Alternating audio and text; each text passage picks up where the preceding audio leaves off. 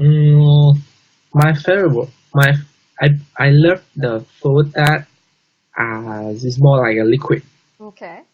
and because it's easy to eat and and it is uh it is easy to digest. Okay. Can you give some examples here?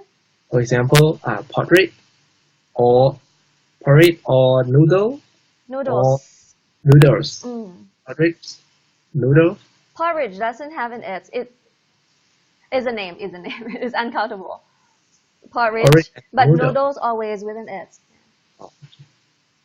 Porridge and noodles. Right, because like noodle is that thing, right? And in one bowl you have so many noodles. That's why we always have an S to the word noodles. Okay, because you don't eat one noodle. Okay.